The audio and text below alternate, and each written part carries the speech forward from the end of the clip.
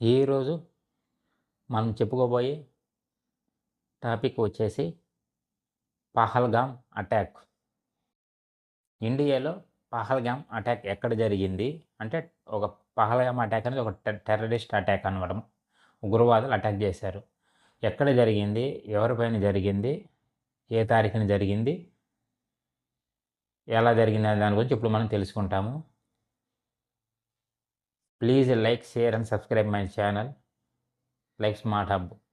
మనకి పహల్గామ్ అటాక్ అనేది జమ్మూ కాశ్మీర్ రాష్ట్రంలో జరిగింది. పహల్గామ్ అనేది ఒక పట్టణం పేరు. ఇది అనంతనాగ్ జిల్లాలో ఉంది, జమ్మూ కాశ్మీర్ రాష్ట్రంలో. పహల్గామ్ అనే ఏ పట్టణానికి దగ్గరలో ఉన్న బైసారన్ వ్యాలీ అని ఒక కొండ లోయ ప్రాంతంలో ఈ అటాక్ జరిగింది. ఇప్పుడు మీకు నేను మ్యాప్లో చూపిన విధంగా అది ఎక్కడ ఉంది ఏంటనే లొకేషన్ ఇప్పుడు మీకు మ్యాప్లో క్లియర్గా చూపిస్తాను. ఒకసారి చూడండి మ్యాప్లో. ఇక్కడ మనం చూస్తున్న ఈ మ్యాప్ వచ్చేసి ఇండియా మ్యాపు. ఈ మ్యాప్లో చూపించిన విధంగా ఇప్పుడు మీకు జూమ్ అవుట్ చేసి మీకు మొత్తం ఇండియా మ్యాప్ని చూపిస్తున్నాము. ఇండియా మ్యాప్ ఎట్లా ఉంటుంది, ఎక్కడ జరిగింది అనడం కోసం మీకు జూమ్ అవుట్లో ఇండియా మ్యాప్ని చూపిస్తున్నాము. ఇప్పుడు జమ్మూ కాశ్మీర్ రాష్ట్రం శ్రీనగర్ టాప్లో కనిపిస్తున్నది వచ్చేసి శ్రీనగర్.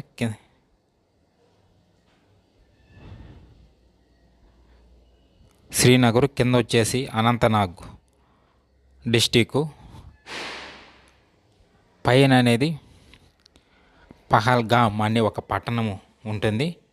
ఆ మ్యాప్లో చూపిన విధంగా పైనుంచి కిందకు వచ్చి వెళ్తుంది అన్నమాట శ్రీనగర్. పహల్గామ్ పక్కనే కింద రెడ్ మార్క్ గుర్తు చూపిస్తుంది, అది బైసారన్ వ్యాలీ అని ఒక ఏరియా, కొండ ఏరియా అనమాట. అది మీకు చూపిస్తున్నాను, చూసారు కర్సర్ పెట్టి సింబల్ కనపడుతుంది, మ్యాప్ సింబల్. ఇది వచ్చేసి వ్యాలీ అనమాట, బైసారన్ వ్యాలీ. పహల్గామ్కి 25 కిలోమీటర్ల దూరంలో ఉంటుంది. 45 నిమిషాల టైం పడుతుంది అక్కడికి వెళ్ళడానికి. ఈ ఏరియాలోనే అటాక్ జరిగిందనమాట. మీకు మ్యాప్లో క్లియర్గా చూపిస్తున్నాము. బైసారన్ వ్యాలీ అనేది ఎక్కడ ఉంది, ఏమిటి అనేది ఈ మ్యాప్ ద్వారా మీరు గమనించవచ్చు. పహల్గామ్ అనే పట్టణం ఎక్కడుంది, ఏ జిల్లాలో ఉంది, ఏ రాష్ట్రంలో ఉంది అనేది కూడా మీకు ఇప్పుడు జూమ్ అవుట్ చేసి మీకు మ్యాప్ ద్వారా క్లియర్గా చూపిస్తున్నాం. ఇది India map, total India map. ఇదంతా ఇండియా మ్యాప్ అన్నమాట, మొత్తం ఇండియా మ్యాప్ ఇప్పుడు మీకు చూపిస్తున్నది ఇండియా మ్యాప్. ఇండియా మ్యాప్లో టాప్లో జమ్మూ కాశ్మీర్ రాష్ట్రం ఉంటుంది. ఆ కాశ్మీర్ రాష్ట్రంలో పహల్గామ్ ఏరియాలో బైసారన్ వ్యాలీలో ఈ అటాక్ జరిగిందనమాట.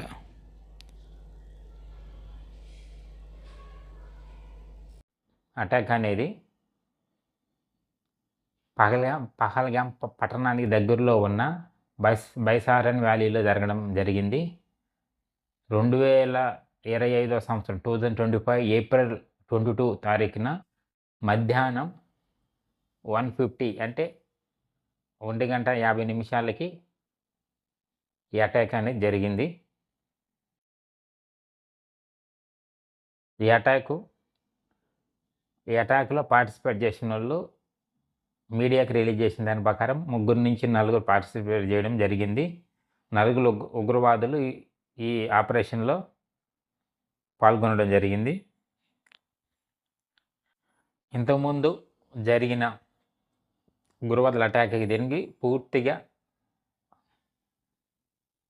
సపరేట్గా ఉంటుంది. ఎందుకనంటే ఇక్కడ ఒక మతాన్ని టార్గెట్గా చేసుకొని అటాక్ చేయడం జరిగింది.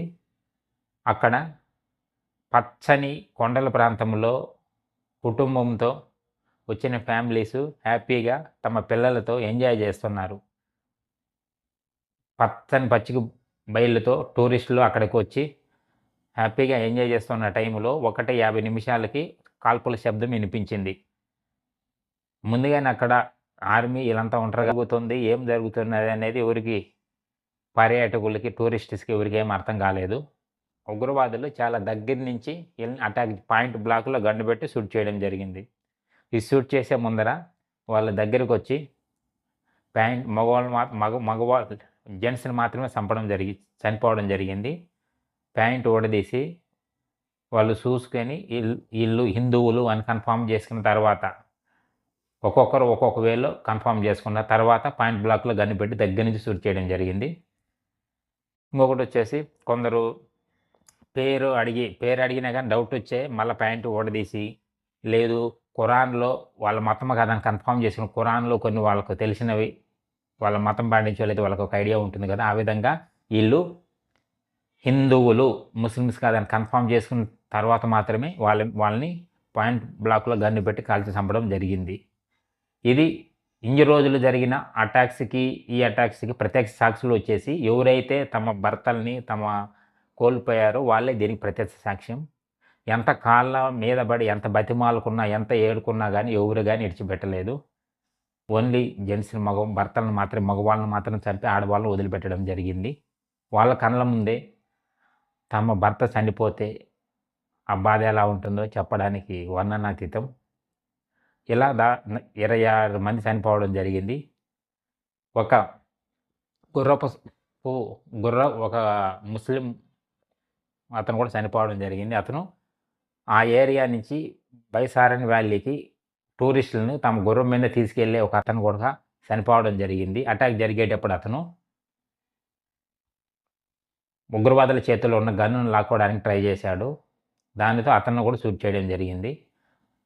ఈ ఇన్సిడెంట్ జరిగినప్పుడు అక్కడున్న local peoples Jammu Kashmir people చాలా బాగా